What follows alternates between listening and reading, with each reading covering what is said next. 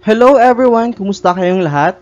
In this video, we're going to discuss rate, base, and percentage. But before going there, let us first discuss ano ba ang meaning ng percent of increase and percent of decrease.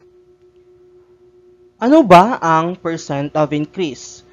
When the original amount increases, the percent of change is called the percent of increase. The percent of change now is the difference between the original amount from the new amount divided by the original amount times 100. That is, percent of increase is equal to new amount minus the original amount all over the original amount times 100. For example, we have here, the price of a flower bouquet in the month of January was 800 pesos. The day before the Valentine's Day, the price of the bouquet went up to 1,250 pesos. What is the percent of increase? Let's identify kung ano ang new amount dito at ang original amount. The original amount was 800 pesos and the new amount was 1,250. Let's substitute the given to the formula. We have the percent of increase is equal to 1,250 minus 800 all over 800 times 100%. So we have here, the percent of increase is equal to 450 over 800 times 100%. And we have here, i-write natin yung fraction form para mas madaling maintindihan, 450 divided by 800. What is that? That is 0.5625 times 100. And if we're going to multiply 100%, we're just going to move the decimal place. Makailang ulit? Dalawa. To the right. So, from 0.5625, magiging 56.25% or 56.25%. Therefore, the percent of increase ng price ng bouquet is 52.25%. We have here the percent of decrease. Kung kanina percent of increase, dito naman ay percent of decrease. So meaning, yung price natin ay nagdi-decrease. When the original amount decreases, the percent of change is called a percent of decrease. The percent of change will be the original amount subtracted by the new amount and divided by the original amount times 100%. That is, percent of decrease is equal to the original amount minus the new amount all over original amount times 100%.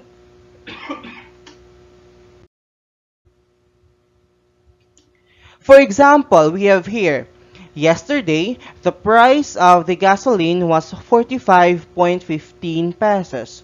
Today, the price is at 44 pesos. What is the percent of decrease? So we're going to use the formula of percent of decrease. We have here, percent of decrease is equal to the original amount minus the new amount all over original amount and times 100%. Let's substitute the given. We have here, the percent of decrease is equal to 45.15 minus 41.00 or 44.00 or 44 all over 45.15 times 100%. And we will have 1.15 over 45.15. Sinubtract natin yung numerator. And then rearrange. 1.15 or the quantity of 1.15 divided by 45.15 times 100%. And we have here 0.0255 times 100%. Yung sagot ng 1.15 divided by 45.15 ay 0.0255. Now, i-multiply natin siya sa 100. Paano yan? Just move the decimal place or the decimal point to the right 2 times. Now we have 2.55%. Therefore, the percent of decrease of the price is 2.55%.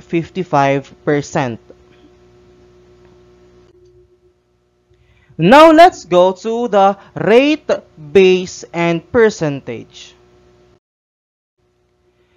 The rate, base, and percentage is commonly represented by this pyramid, na yung P ay nasa baba, represented by percentage, yung R naman ay yung rate, and B ay yung base.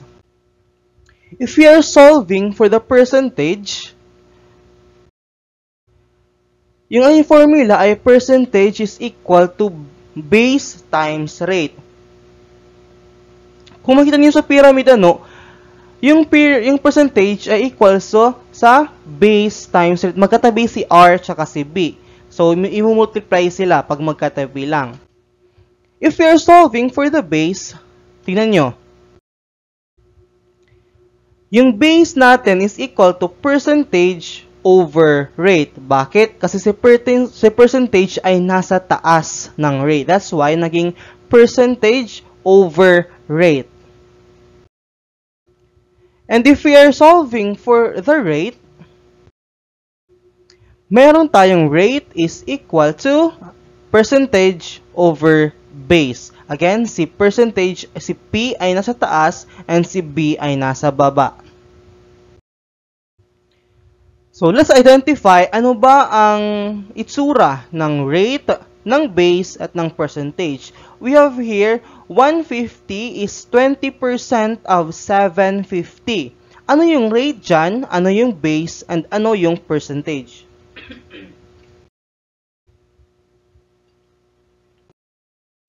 Well, the percentage is 150.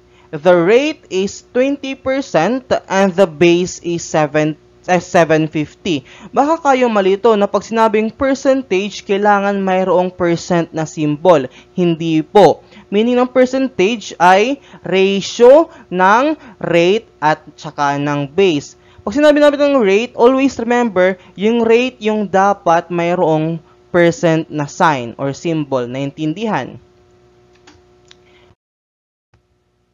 Here we have another example. So we have here 200 is 40% of 500. Question, ano yung percentage, ano yung rate, and ano yung base? The percentage is 200. The rate is 40%. Again, yung mayroong percent na symbol, yun ang rate. At yung base ay 500.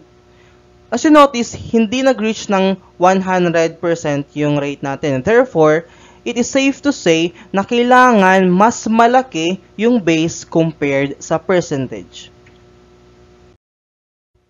Let's have here an example. An alloy contains 70% of silver. The amount of silver in the alloy is 1.75 pounds. Find the weight of the alloy. So, yung alloy daw ay mayroong silver. At yung silver doon ay 70%. So, we are looking for the base. Kasi yung percentage ay given, yung rate ay given.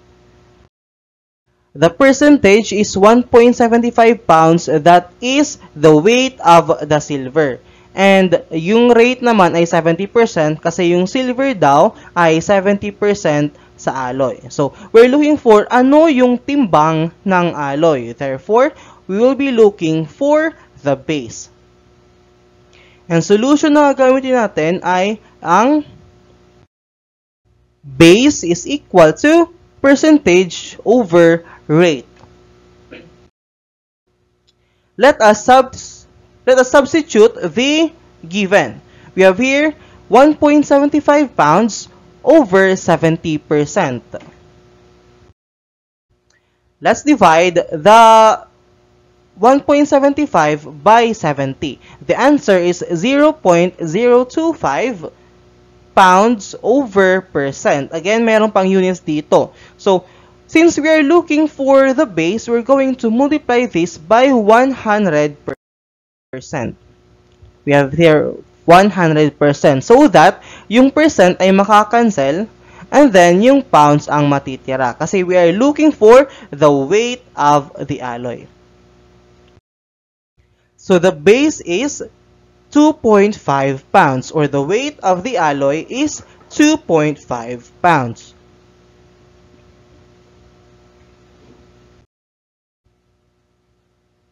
We have here another example. Marie's Bakery sells chocolate chips cookies at 15 pesos. This is 80% of its original price. What is the original price? So we are looking for the original price. Given dito yung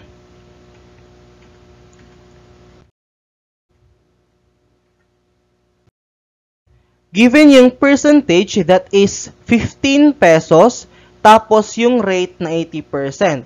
Kasi yung 15 pesos daw na price ay 80% yun ng original price. Therefore, we will be looking for the base. Kung ilan ba yung original na price. So, solution. What is the formula na gagamitin natin? We will be using the same formula. Base is equal to percentage over rate.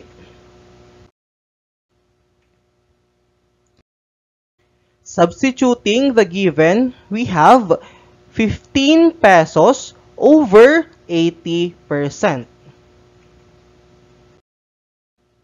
Let's divide the 15 by 80. 15 divided by 80, yung numbers lang, the answer is 0.1875. And natira yung pesos over percent. Since nasa rate na form lang siya, no, 0 point something, so we're going to multiply this by 100%. So that yung percent ay makakancel, and then yung sagot, i-move natin, makailang ulit? Dalawa, to the right. So, yung decimal point ay i-move to the right ng dalawang beses. Now, the answer is 18.75 pesos. Therefore, the original price of Marie's chocolate chip is 18.75 pesos. Let's have another example. In an English class, only 21 out of 50 students are participating. What percent of students are not participating? Let's identify the given in this problem.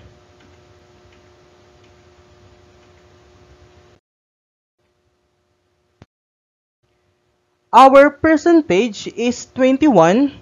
Kasi sila yung nag-participate lang out of 50. Therefore, yung 50 ay yung base.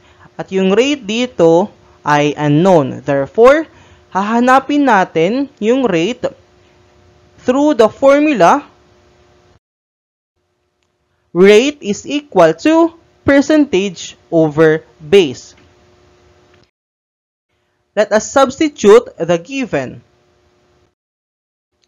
We have here, the rate is equal to 21 divided by 50. The answer is 0.42.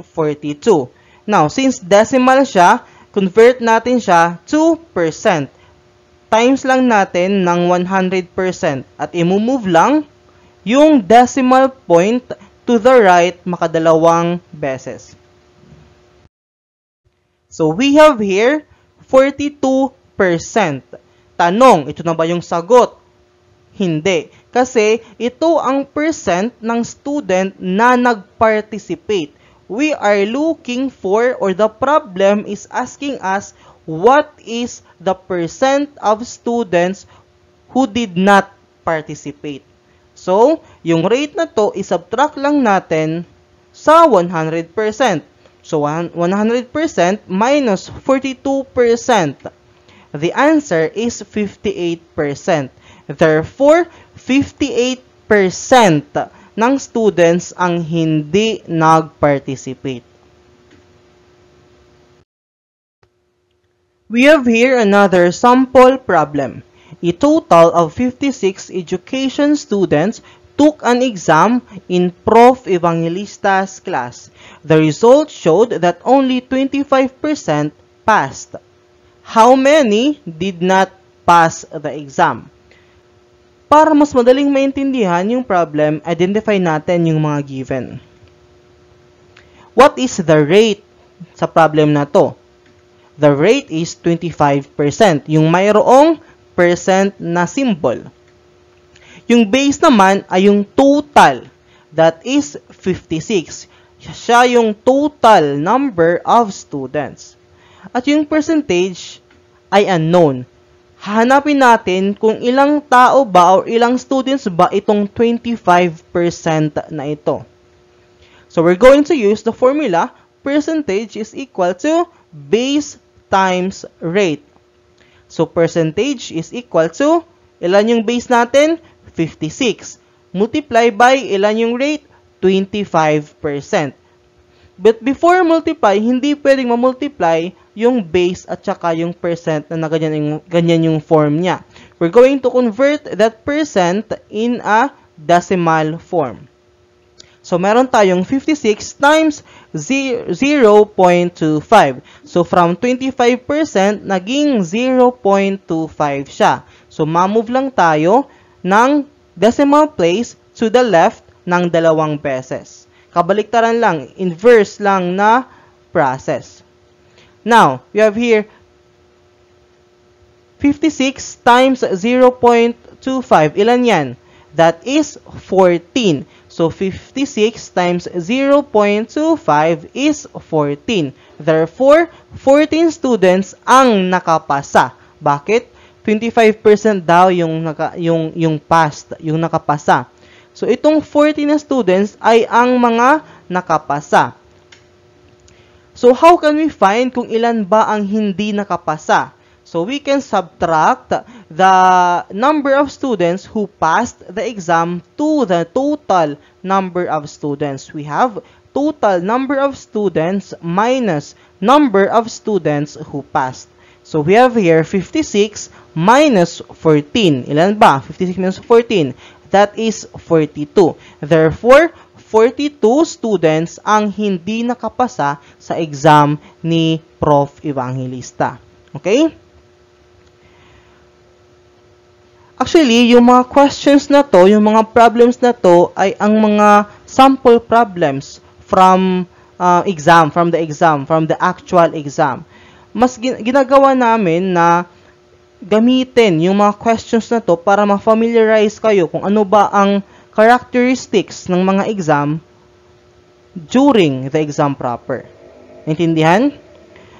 That ends our discussion on rate, base, and percentage, and I hope you learned something in this session. Goodbye.